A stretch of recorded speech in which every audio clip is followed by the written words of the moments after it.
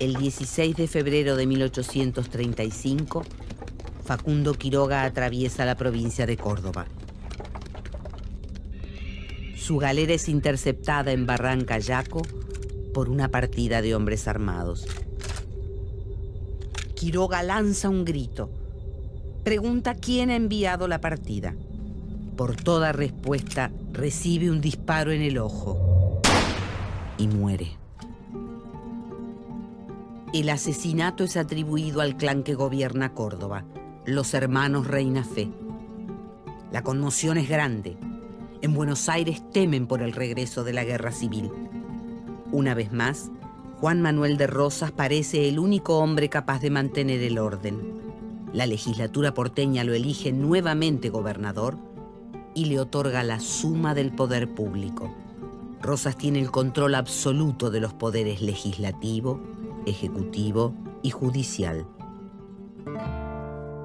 Durante su gobierno, consigue imponerse sobre sus enemigos y consolida el federalismo en todo el país. Pero al mismo tiempo, Rosas refuerza la hegemonía porteña sobre las provincias del interior.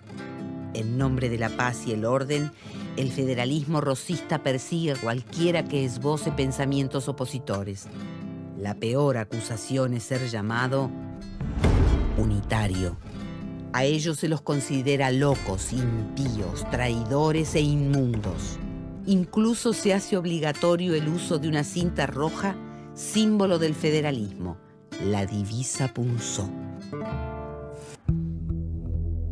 Los opositores a Rosas se ven obligados a exiliarse a Chile, Montevideo o Bolivia. Desde allí, conspiran contra el régimen federal. Uno de los más destacados es el sanjuanino Domingo Faustino Sarmiento, un sobresaliente educador y periodista. En su libro Facundo, sostiene que la Revolución de Mayo ha dejado dos herederos. Por un lado, la civilización, representada por los unitarios, y por otro, la barbarie, encarnada por la población rural y los caudillos federales. Para Sarmiento, Rosas es un tirano que fusiona ambas tendencias, el campo y la ciudad, y la misión de los unitarios es derrotarlo. Argentina es un país que fue pensado, planeado, soñado. En el siglo XIX, distintos grupos impulsaron proyectos para construir una nación nueva en lo que había sido una porción del Imperio Español. Este ciclo repasa esos proyectos. ¿Qué querían sus impulsores? ¿Por qué hubo gente dispuesta a dar la vida por esas ideas? ¿Cómo les fue esos proyectos? ¿Qué nos dejaron? Buscamos respuestas a esas preguntas. Es un ciclo sobre ideas, ilusiones, conflictos, éxitos y fracasos.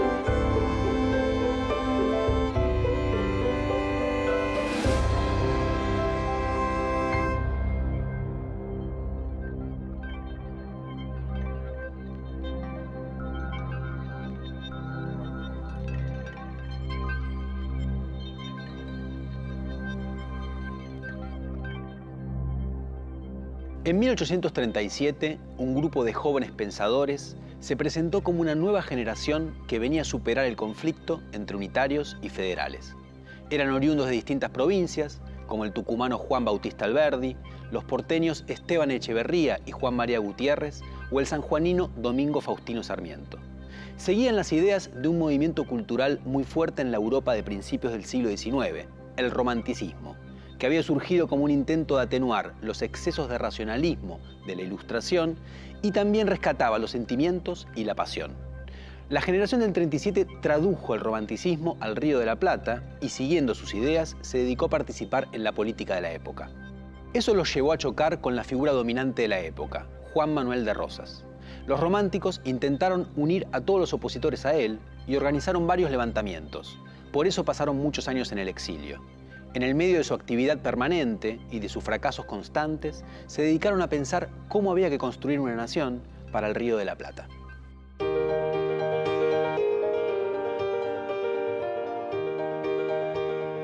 Hacia 1837, un grupo de jóvenes letrados se reunía en Buenos Aires en el Salón Literario patrocinado por el librero Marcos Sastre. El propósito central era discutir ideas y fundar una sociedad de pensadores. Entre ellos estaban Juan Bautista Alberdi, Esteban Echeverría y Juan María Gutiérrez. Luego se agregaría al grupo una figura fundamental, que no compartía el salón porque no estaba en esa ciudad, Domingo Faustino Sarmiento. Muchos de ellos habían sido formados en las instituciones educativas creadas en el período rivadaviano, iniciado en Buenos Aires en 1820, y allí entraron en contacto con algunas de las ideas iluministas. Una que los influenció significativamente era la certeza de que todas las naciones se orientaban de manera lineal hacia una meta, el progreso. Pero estos jóvenes se adscribieron a un movimiento intelectual con otras ideas sobre la cultura, la sociedad y la política, el romanticismo, con el que había tomado contacto en Francia Esteban Echeverría, que fue el primer líder del nuevo grupo en Buenos Aires. A diferencia del iluminismo, los románticos hacían hincapié en la necesidad de reconocer a cada nación como una unidad diferenciada, con costumbres e historias propias. Los románticos se interesaban en el camino particular que cada nación recorría para realizarse como tal. Los jóvenes románticos del Río de la Plata, que hoy conocemos como la generación del 37, se preguntaron por un modelo de nación apropiado para el país. ¿Cómo concretar en nuestro suelo las mejores ideas europeas teniendo en cuenta los hábitos y la cultura locales? El mundo de nuestra vida intelectual será a la vez nacional y humanitario.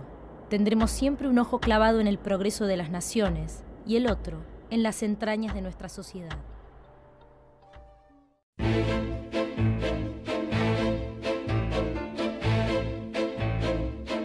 Quien pretendiera pensar la política local en esos años debía enfrentarse con una figura insoslayable, Juan Manuel de Rosas, gobernador de la provincia de Buenos Aires de 1829 a 1832 y entre 1835 y 1852.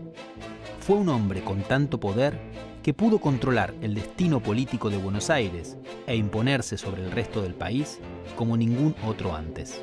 El romanticismo aconsejaba poner un ojo en las entrañas de la patria. Entonces, era necesario dirigir la mirada a Rosas. En un principio, Alberdi procuró que las nuevas ideas de la generación se acercaran al régimen rosista. Su objetivo era sintetizar los postulados de los unitarios y federales y superar sus falencias, para terminar con el desgarramiento político interno. Rosas no estuvo dispuesto a escuchar nuevas ideas ni a adoptar una posición conciliadora. La ruptura entre el gobernante y la joven generación se tornó inevitable y los miembros de esta, que en general compartían una misma formación educativa, el interés por discutir ideas novedosas y la pasión por la política, compartieron también el exilio.